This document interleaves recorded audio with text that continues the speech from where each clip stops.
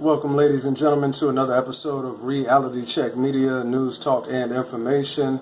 I am your host, White Wings, always giving you the very best and the most up-to-date in truth, justice, and American life.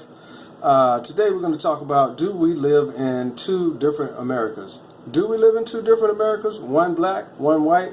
Absolutely, we live in two totally different Americas, man, and I'm going to give you some numbers today and give you some good, solid information to show you why that was true in the past and why that's still true today. But moving right along, in this parallel reality, and it is a parallel reality, a black reality and a white reality. In this parallel reality, family income is much lower. The percentage of black children living below the poverty line is 3 times that of whites. And here's a graph showing you the median household income, which of course is $80,000 on average for whites. It's half of that, or less than half of that, right around $40,000 annually for blacks. So, people under 18 living in poverty is way up at 40% for blacks, and of course is way down at 10%. 10% of white children are living in poverty, while 40% of black children are living in poverty. Okay, I guess blacks need to pull themselves up by the bootstraps, right? We're going to get to that too. It's not just income, but it's employment itself. Blacks live in a country where the economy is always in recovery. Even though white Americans haven't seen an unemployment rate near 15% in decades, African Americans have seen it many times, about once a decade over the past 50 years. And here's a chart showing the 20% spike of unemployment rate right around the mid-80s. We see another spike near the end of this particular chart, which of course blacks are again way up near the 20%, 17th percentile, while whites are way down below 10%.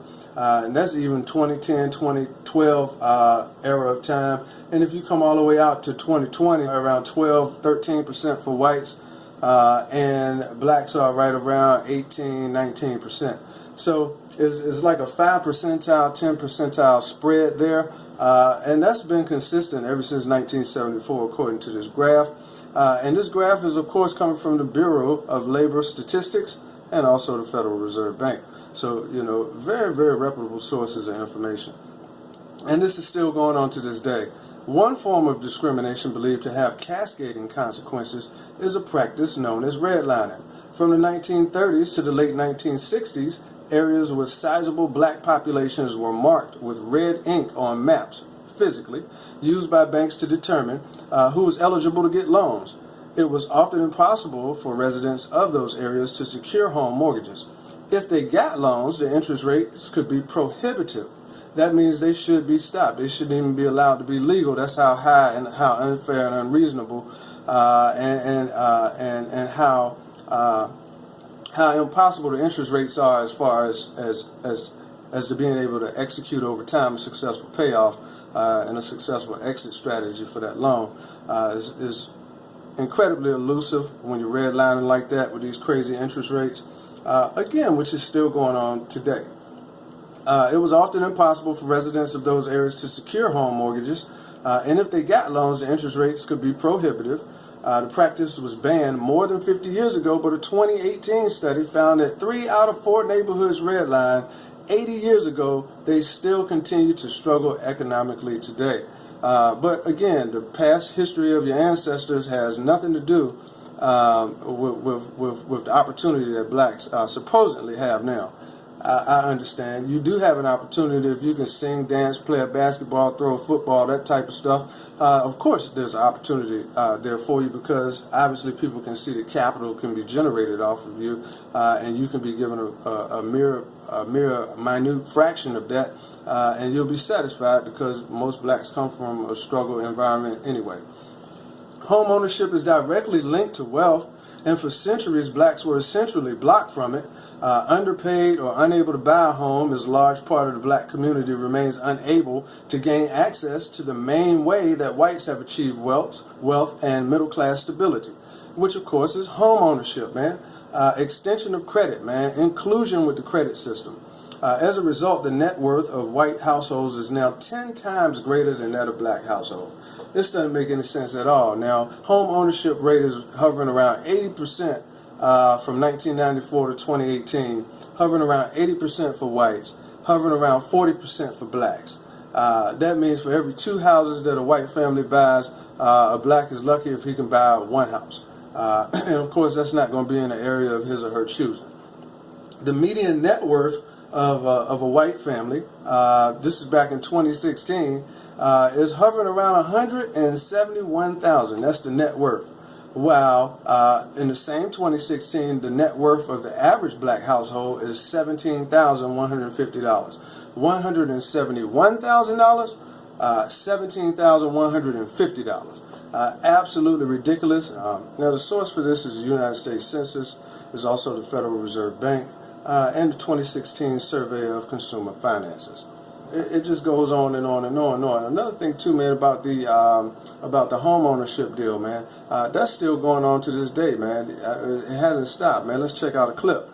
Actually, let's check out a clip. While U.S. law banned explicit racial discriminatory banking in the late 1960s, racism in the industry is still alive and well. In the early 2000s, federally regulated banks and other financial institutions profited from selling many subprime loans, which charged higher interest to compensate for higher risk of default.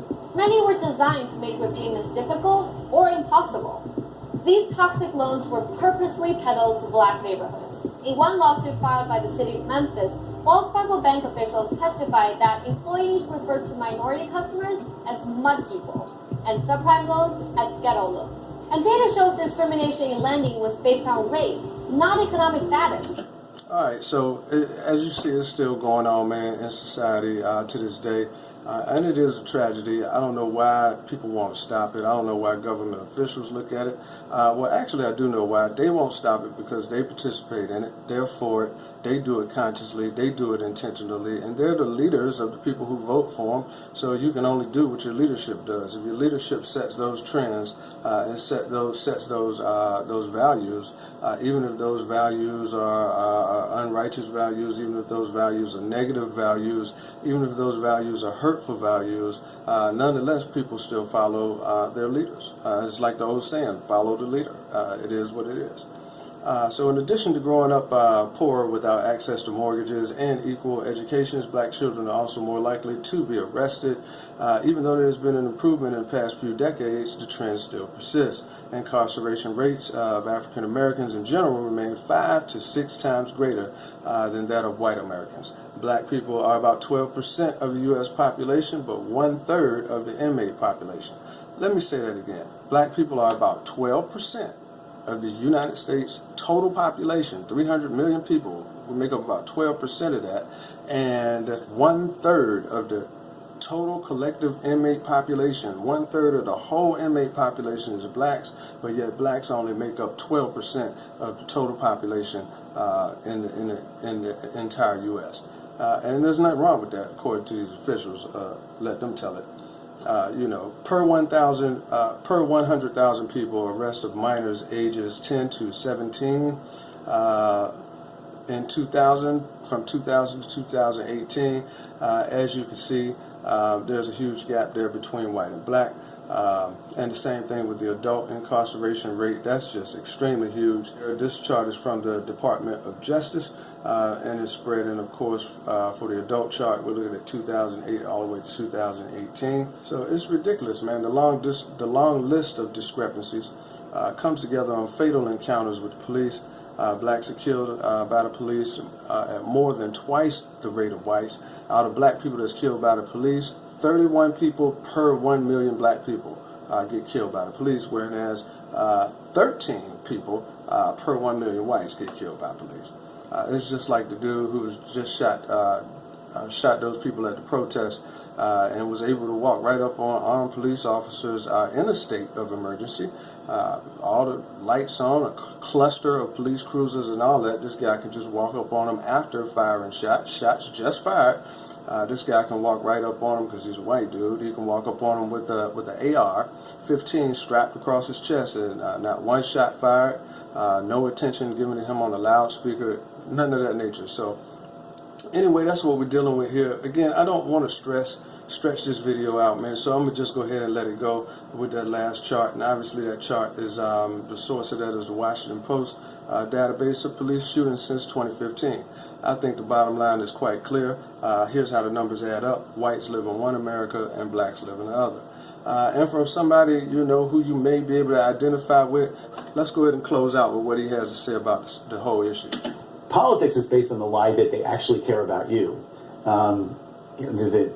And I say this, I'm a deeply cynical person and a libertarian, but I've been watching politics fairly close for a long, long time.